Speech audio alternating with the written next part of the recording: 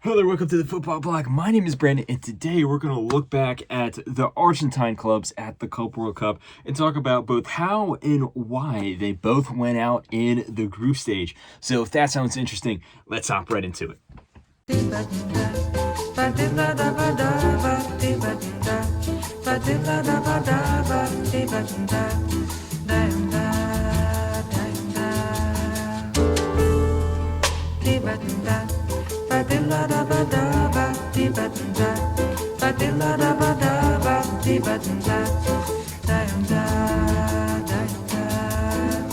Eu quis amar, mas tive medo e quis salvar.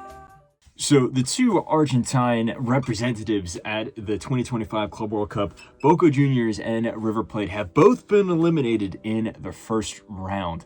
Argentina has not come up strong this tournament, at least in terms of their club performances. And to make it even worse, all four Brazilian teams have gone through to the knockout round just to rub some salt in the wound there. But how exactly did this happen? And why? Now, if you want to look particularly at these two teams, their games which led up to this point, Boca Juniors in particular was drawn into a pretty tough group alongside Benfica and Bayern Munich, as well as Auckland City. Now, besides Auckland City, it was always going to be very tough to qualify ahead of either Bayern Munich or Benfica. Most people thought that Bayern Munich would just sweep up this group. And then Benfica, on the other hand, are no pushover as well. I mean, they went far in the Champions League last season. They have a bunch of very talented players. And the thing with Boca Juniors is they actually started off the tournament in fantastic fashion. They went 2 goals up against Benfica. They were playing them off the park. Just the fan atmosphere was getting behind them. All their players, everything was clicking. And then they lost their composure in the second half. They gave away a penalty at the end of the first half there, but then Figal got sent off. Ander Herrera got sent off. They gave away a set-piece goal to, ironically, Otamendi, who tied it up 2-2.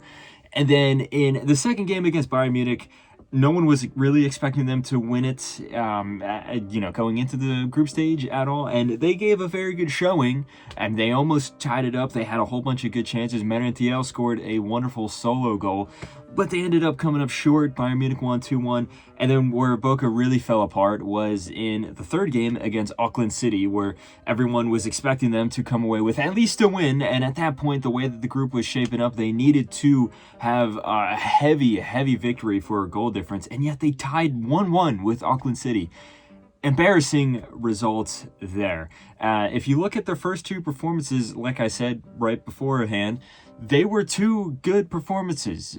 Now, maybe not consistent over the entirety of a total 90, but still, at times, they were very good. And then they just completely dropped the ball in that last game against Auckland City. And it's a somewhat similar story for River Plate. I think overall River Plate had a better tournament if you just look at how they played on the pitch. But still, the end result is the same. They didn't qualify through to the knockout rounds. In their opening game, they went up against Urawa Red Diamonds, a Japanese club, and River Plate came away with a pretty professional 3-1 win. They were clearly the better team. It wasn't a blowout by any means. The Red Diamonds did show up with a good performance there, but clearly River Plate came out on top. Then the second game is, I think, what completely threw them off, because they went up against Monterrey, who have been having a good tournament overall, all things considered. They've popped up at the right moments, but this was a game where I think River Plate was clearly the better team, but they just couldn't capitalize on their chances. It ended up being a 0-0 draw. And they also lost their composure, where they had several players that had yellow card suspensions. So going into the crucial match against Inter Milan, a game that most people wouldn't assume River Plate would come out on top, River Plate was already missing some of their top players. They go into this game and they start off playing okay. It's not necessarily a bad performance, but then as the match goes on, Inter Milan start to really get into their groove, and then River Plate again lose their composure. There is a red card for Lucas Martina Quarta. There's later another red card for Gonzalo Montiel.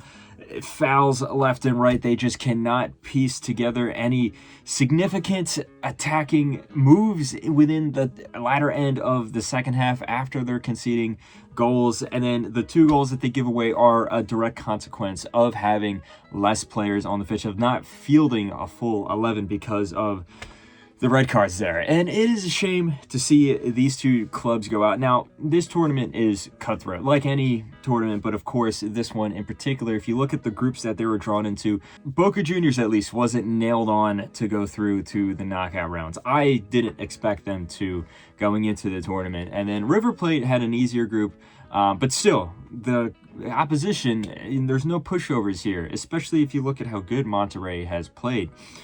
But I think the main issue with the Argentine clubs is their lack of composure. As I've said before, if just the particular moments here, Boca, the way that they bottled the lead against Benfica, or the way that they completely lost their composure, their mental fortitude against Auckland City, or River Plate's completely losing the plot against Inter Milan in the last game, and then also the yellow card suspensions leading up to missing their top players in that match there. That is what clipped them at the heels. And I do think that this speaks to a larger issue with Argentine clubs, because these teams went into this tournament with such passion, with such aggression, and that's great to see if you can contain it and be precise with it. We saw in the first half against Benfica how good Boca Juniors was, or how good River Plate was against Urawa Red Diamonds, or even in the first half against Inter Milan. But on the flip side, they weren't able to be smart about it and contain all that passion and all that aggression, which led to their downfall. And I think a big part of that is just simply these teams aren't as good as they have been in the past. Boca Juniors is going through a rough 2-3 years at this point. They didn't even qualify for the Copa Libertadores. If you look at River Plate, they're not as bad as Boca Juniors, but even still, 2 seasons ago at this point, they went through a really rough patch that you can argue they're still coming to terms with. And then this also just speaks to the larger context of South American football at this point, if you want to compare the Argentine clubs to the Brazilian clubs.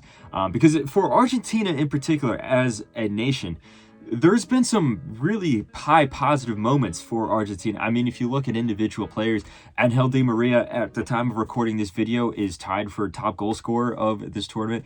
Otamendi had a wonderful performance against Bayern Munich, whereas Benfica was able to defeat Bayern Munich there, a large part due to Otamendi's wonderful defensive structuring, the way that he commanded the back line there. I mean, Messi's had a pretty good tournament, all things considered. He scored that wonderful free kick to win the game against Porto. Lautaro Martinez has 2 goals to his name and had a good performance. Carboni also scored the winning goal there. So a lot of Argentine players are playing well. And then you also have to look at the fan atmosphere that both Boca and River brought. It was some of the best atmosphere that we've seen. Arguably the 2 best fan atmospheres that we've probably seen throughout the entirety of this Club World Cup. But the big problem is the clubs themselves. They simply lack the money, and they are very poorly managed. Compare that to the Brazilian teams, and if you look at, like I said, all 4 of these Brazilian teams have qualified through to the knockout rounds. But then if you just look at the Copa Libertadores, and the last time that a non-Brazilian team won the Copa Libertadores was in 2018 when River Plate actually beat Boca Juniors in the Super Classico final. But since then, it's been complete domination from the Brazilian league.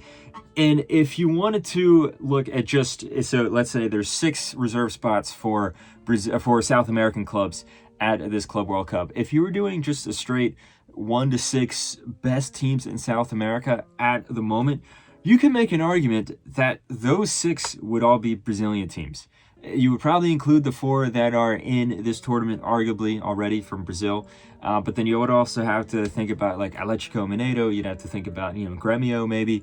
I mean, you can argue River Plate would be in there, but I would say Boca Juniors is comfortably not in there if you look at how poor that they've been in the past few years. So I think that this result here, it is unfortunate, and I do think that these teams were punching above their weight. Specifically, Boca was punching above their weight. But if you look at it, specifically with Boca Juniors, they did kind of reach their natural peak. You saw that they were kind of hitting a ceiling, and to some extent, they were already outperforming some of the expectations. So this result, as unfortunate as it is not entirely unsurprising, and it speaks to the larger issue of Argentine clubs and really most South American teams, where they just can't compete with Brazil at the moment. And it's, the most interesting dichotomy, because if you look at the Argentine national team, I would say they're arguably the best team in the world, comfortably the best team in the world at this point, since Spain lost the Nations League final. Some of the best players in the world are Argentine. Argentine players are performing in some of the top leagues in Europe, but the Argentine clubs, there isn't the same dynamic there. And that was very evident at this year's Club World Cup. So let me know what you thought of this whole situation here, this whole ordeal. Do you think that, there's a massive issue with the Argentine FA, with the Argentine League? Or do you think that, it's tournament football and these two teams unfortunately just got unlucky? Let me know all your thoughts in the comment section below. Don't forget to like and subscribe. Share this video with a friend. Follow the Football Bloc on social media. But anyway, guys, my name is Brandon, and this has been the Football Bloc. I hope you have a nice rest of your night. Ba